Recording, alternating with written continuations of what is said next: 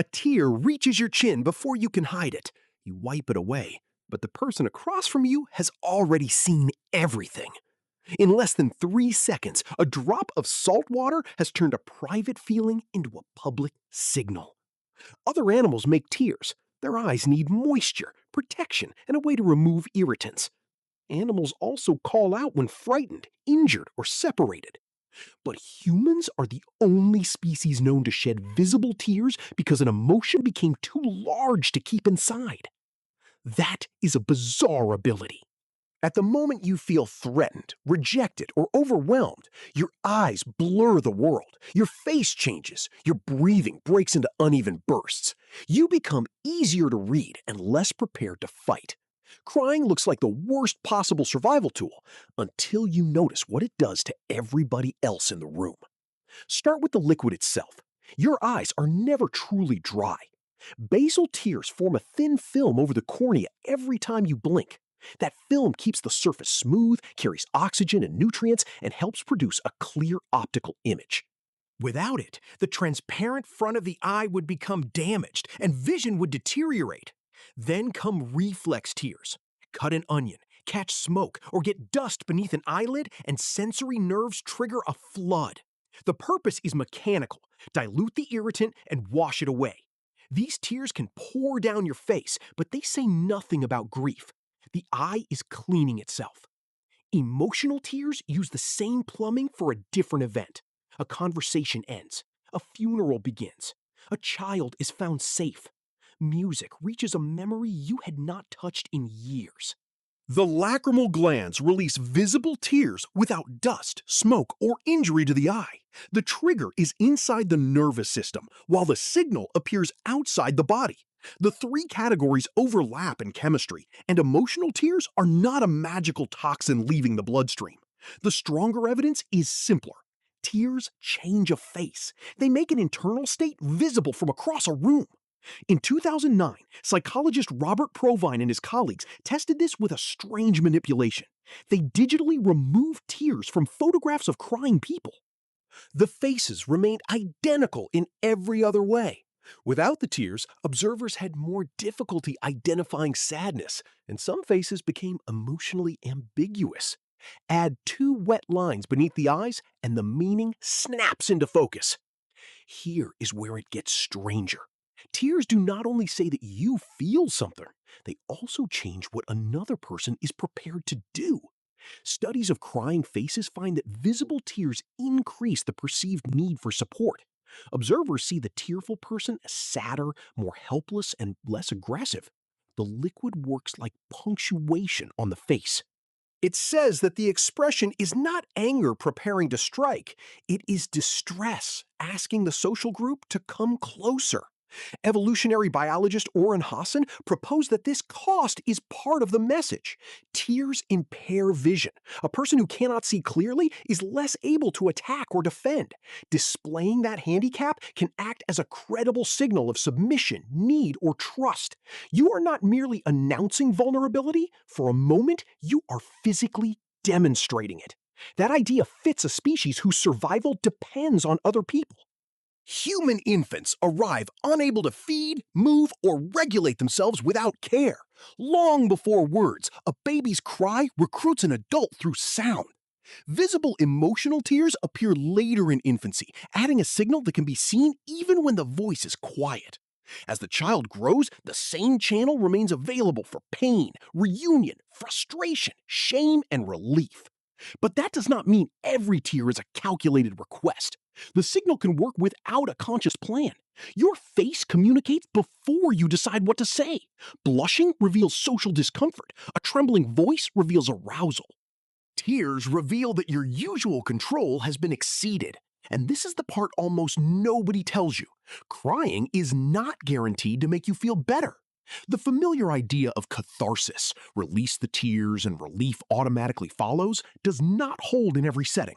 Research on real crying episodes finds that mood afterward depends on context. Who was present, how they responded, what caused the crying, and whether the situation changed.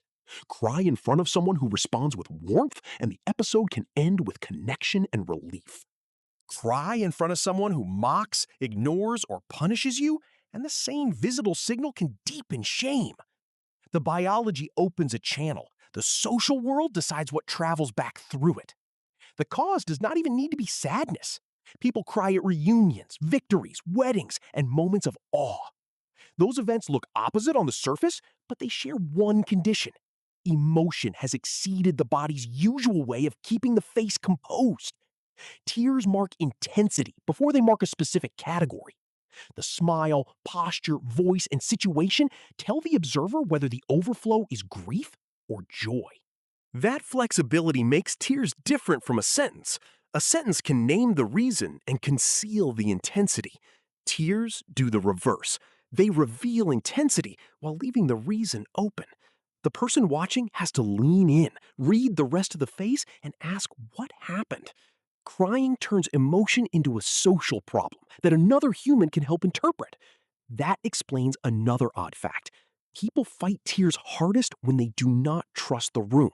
You stare upward, you tighten the throat, you turn away and wipe the face before anyone can notice. The embarrassment is not about water. It comes from losing control over who receives information about your inner state. But here's the reversal.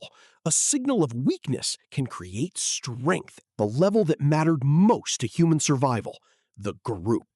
Tears can interrupt aggression, recruit comfort, repair conflict, and make need legible without a sentence. One person becomes temporarily less defended, and another person gets a chance to prove that closeness is safe. This also explains why fictional tears can move you. You know the actor cannot see you. You cannot change the character's fate. Yet a tearful face activates the same social reading system. The visual cue says that a human being has crossed the edge of control, and your attention locks onto it. Animals complicate the title in an important way. Mammals and birds produce tears to maintain healthy eyes. Many species show distress, grief-like behavior, separation calls, and changes after losing companions. Saying they do not shed emotional tears is not saying they have no emotions. It means researchers have not established the human pattern, an emotional state reliably triggering visible lacrimal tears as a social display. A dog can whine at a closed door. An elephant can remain near a dead companion. A primate infant can scream when separated from its mother. Those behaviors carry information about distress without copying the human tear display.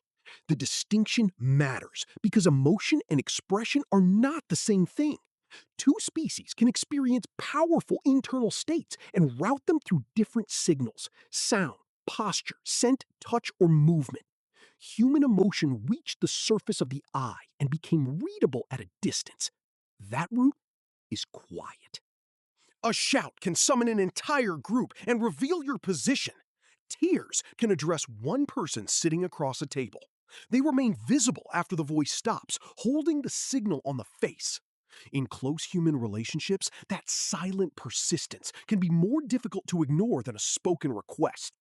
Humans took a system built to keep the cornea wet and recruited it into communication. The same glands that wash away onion vapor can mark grief. The same liquid that clears vision can deliberately blur it in the middle of conflict. Biology did not invent a new substance for sadness. It gave an old substance a new audience. And there is one final consequence. Tears make deception possible. Once a signal influences other people, it can be exaggerated or performed. That does not make genuine crying meaningless. It shows why the signal matters enough to imitate. Nobody counterfeits a message that has no effect. Return to the tear at the beginning. You tried to erase it, but the other person had already seen it. The drop did not explain the story. It did something faster. It changed the question from "what are you thinking" to "what happened to you?" It moved attention away from argument and toward care. Your eyes protect themselves with tears. Your species turned those tears outward and made them protect relationships too. What looks like the body failing to contain an emotion can also be the moment one nervous system finally becomes visible to another. Nothing is as ordinary as it looks.